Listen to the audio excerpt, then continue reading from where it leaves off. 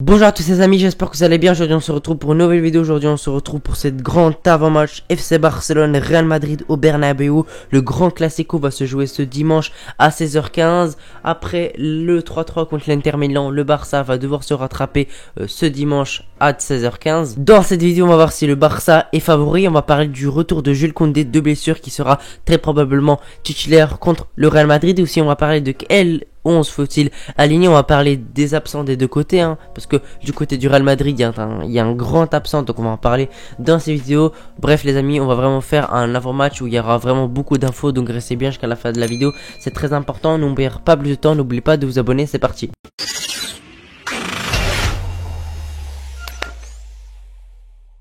Les amis, alors ce classico va se jouer tout simplement le 16 octobre, ce dimanche à 16h15.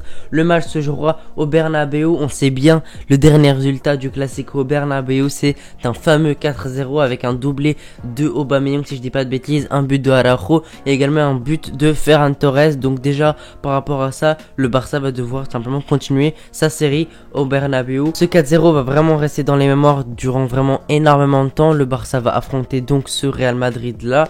Dans le dernier match, le résultat du Real a été assez positif contre le Shakhtar. Ils ont réussi à gagner 1-0 dans les dernières minutes, donc ils sont qualifiés assez facilement. Vu leur poule, ils ont eu la poule la plus simple, donc je suis pas trop étonné. Le Barça a fait un 3-3 contre l'Inter Milan au Camp Nou. Malgré un bon match, le Barça n'a pas réussi à s'imposer contre l'Inter. Et là maintenant, le Barça est au pied du mur et sont à deux doigts d'être éliminés. L'Inter Milan doit absolument ne pas gagner contre le Victoria Pleasant. Donc on va voir un peu ça. Le Barça doit aussi gagner contre le Bayern et puis Pleasant. Donc on va voir ça dans un avant-match. Mais là on va surtout parler de ce classico là. Donc on sait que les derniers classicos, moi je parle pas du 4-0 et de la victoire 1-0 à Las Vegas avec un très beau but de Rafinha. Je parle un peu d'avant. C'est des victoires du Real Madrid qui n'étaient pas simples pour eux. C'était pas des massacres. C'était souvent des 1-0, des 2-1, des 3-1. Même pas des 2-0, franchement la plupart du temps ils gagnent avec 1 ou 2 buts et c'est vraiment souvent très serré. Le Barça globalement dans quasiment tous les classicos, même s'ils sont plus faibles, tout simplement ils dominent le match. On sait que voilà, comme je l'ai dit, le Barça domine quasiment tous les matchs de simplement les classicos. Même quand ils perdent, ils dominent la plupart du temps. Donc ça, il n'y aura pas de souci par rapport à ça. Je doute pas du Barça qu'ils ont la plupart du temps le ballon, qui se créeront des occasions. Mais franchement, le plus important, c'était de réaliser devant le but. Parce que le Real Madrid a des Vinicius, a des Benzema, a des Rodrigo même qui devient de mieux en mieux. Eux, s'ils ont une grosse occasion face à Ter Stegen, ils vont sûrement la marquer. Et c'est pour ça aussi qu'on compte sur un grand Ter Stegen. Mais ça, on va en parler un peu plus tard. Donc vraiment, la clé du match, ça va être d'être tout simplement réaliste devant les buts. Une grosse occasion de Lewandowski, il doit la mettre. Une grosse occasion de Dembélé, il doit la mettre. Une grosse occasion de Rafinha, il doit la mettre, etc., etc. Vous m'avez compris, toutes nos occasions, on doit les mettre au fond pour essayer de tuer le match le plus rapidement possible, parce que ce match pourrait vraiment être une tournante pour simplement la saison. Le Barça est en mini crise parce qu'ils vont sûrement aller en Europa League, sauf franchement miracle.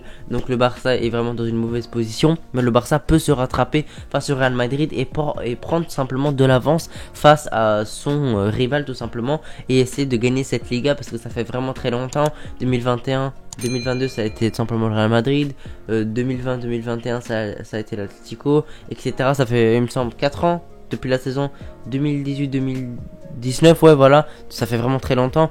Donc il faut vraiment regagner ce titre, ça nous a vraiment manqué, parce que rappelez-vous, il y a quelques années le Barça gagnait quasiment tout le temps la Liga. Maintenant c'est plus le cas, le Barça a vraiment du mal à gagner cette Liga. Il faut que le Barça prenne enfin son poste de leader, même si là ils sont leaders mais ils sont à égalité de points. Donc il faudrait bien prendre des points d'avance, et si on gagne ce match, bien évidemment on prendra les 3 points d'avance et le Real Madrid aura 3 points de retard. Si un match nul, tout simplement le Barça va rester leader, et si y a une défaite, le Barça aura 3 points de retard sur le Real Madrid. Vous m'avez bien compris, donc faut surtout pas perdre. Pourquoi pas un nul, ce serait pas catastrophique en termes de points, en termes de classement, mais bien évidemment on veut vraiment une victoire du Barça pour prendre de l'avance, même si la pire catastrophe ce serait une défaite, parce qu'on prendrait du retard sur le Real Madrid et on sera deuxième. En plus qu'on va aller sûrement en Europa League, ce serait vraiment une grosse crise de la part du Barça. Donc on espère qu'ils vont se rattraper. Est-ce qu'ils auront le mental pour se rattraper après franchement un match nul vraiment très dur contre l'Inter Milan? On a vraiment vu que les joueurs étaient vraiment très déçus de ce match nul. On devait gagner ce match et on l'a pas fait. On espère que certains capitaines seront sur le banc. Je ne vise pas du tout Busquets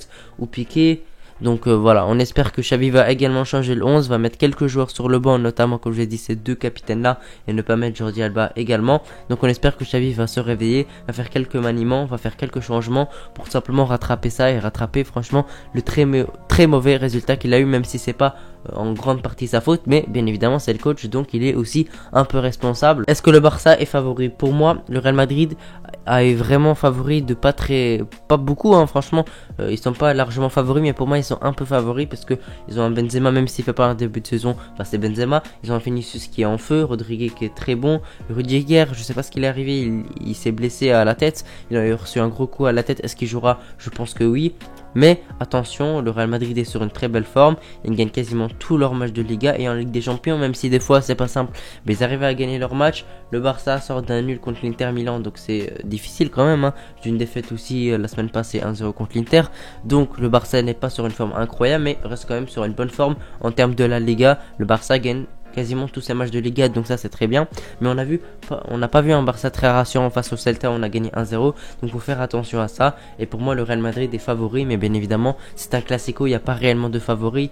Il y a beaucoup de fois le Real Madrid a battu le Barça alors que c'était pas eux les favoris, pardon, ou inversement. Donc faut faire attention à ça, il n'y a pas réellement de favoris dans ce genre de match.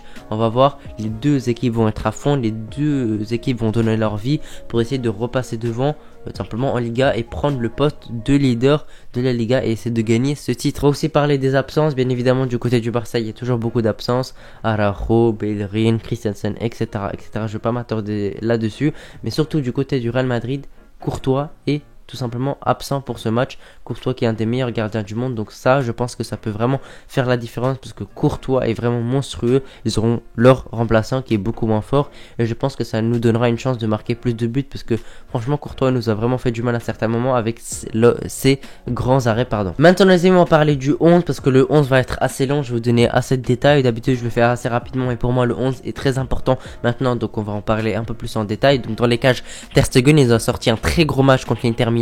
Franchement il nous a permis de pas perdre contre simplement l'Inter, on était vraiment pas très loin de la défaite et Ter Stegen a réussi à nous maintenir en vie. Ter Stegen cette saison il est vraiment très bon, il fait souvent des gros arrêts qui nous sauvent, hein. Même contre le Celta il a vraiment été très important, on n'était pas loin de tout simplement de encaisser un match nul, de faire un 1 et ça aurait été vraiment très dur en point comptable. Donc tout simplement Ter Stegen, moi je le mets dans la cage bien évidemment et on compte vraiment sur lui pour un gros classico. Maintenant les amis, on va parler tout simplement de la charnière centrale, donc Jules Koundé et Eric Garcia. Jules Koundé ce retour nous fait vraiment du bien parce que notre défense a vraiment été très fébrile et très faible contre l'Inter Milan et même contre le Celta Vigo. Donc on espère que Jules Koundé sera bien titularisé. En tout cas il est de retour, il s'est entraîné avec le groupe, il est dans le groupe pour jouer le classico, donc on espère qu'il sera titulaire, c'est vraiment très important. Et à côté de lui tout simplement Eric Garcia qui a fait un assez bon match contre tout simplement l'Inter Milan. Il a fait une passe décisive, dans la passe elle était très bon, techniquement il a été très bon. Il y a juste un moment où on encaisse un but un peu à cause de lui parce que tout simplement sa défense est très mauvaise sur Lautaro Martinez, si je dis pas de bêtises, il est quasiment absent, il bouge pas, donc voilà, ça nous a coûté un but, mais à part ça il est assez bon, il est encore jeune. Je pense que Jules Koundé et Eric Garcia peuvent former une très belle défense. Maintenant les amis, les latéraux aussi c'est quelque chose où il y a pas mal de débats. Moi je mets Sergio Roberto qui a fait un excellent match contre l'Inter Milan. Franchement on a vu que c'est quelqu'un qui peut faire des gros matchs, hein, face aux grandes équipes. Donc Sergio Roberto je le mets à droite.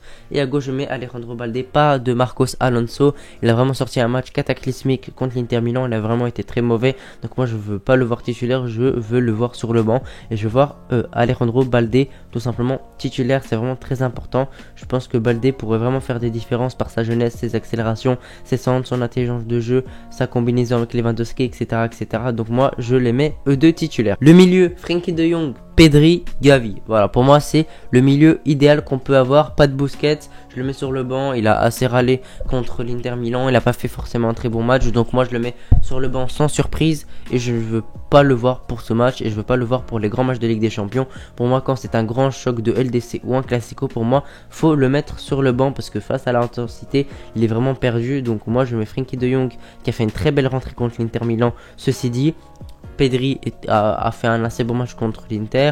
Gavi est toujours là pour ses efforts, pour son jeu, pour simplement sa percussion, sa rage de vaincre. Bref, en tout cas, ce milieu-là, moi je le veux vraiment absolument et je pense qu'il pourrait vraiment faire la différence durant ce Classico. Maintenant, on va parler de l'attaque. On va faire une attaque assez type, hein, comme d'habitude. On va mettre tout simplement Rafinha à droite. Il a fait un bon match contre tout simplement l'Inter Milan. Il n'a pas été incroyable non plus, hein. Franchement, bon sans plus. Je lui donne allez, un 6 on va dire.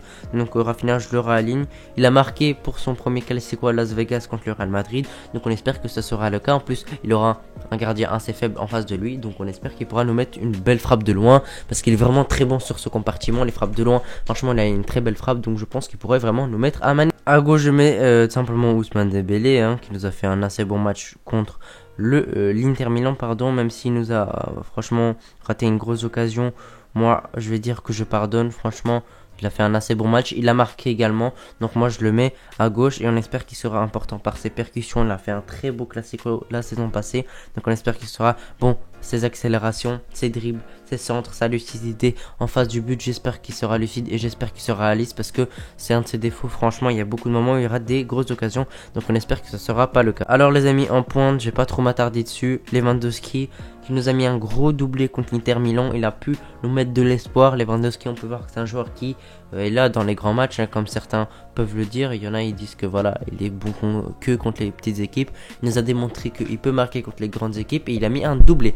Donc moi je le mets en pointe et on espère qu'il sera décisif face à ou duel qu'il aura à distance face à Karim Benzema. Voilà les amis, j'espère que vous avez apprécié la vidéo. Si vous l'avez apprécié, n'oubliez pas de lâcher un pouce bleu et de vous abonner. Moi je vous remercie d'avoir regardé la vidéo jusqu'ici. Si vous voulez un pronostic, je vois une victoire du Barça 2-0. Tout simplement à l'extérieur, je suis assez optimiste. J'espère que simplement il fera un bon match et j'espère qu'ils vont pas nous décevoir et qu'ils vont se rattraper. Allez les amis, on se retrouve tout simplement dimanche après le match, après le Classico pour le débrief. Restez bien abonnés avec la notif pour recevoir la notif du débrief. Allez les amis, ciao.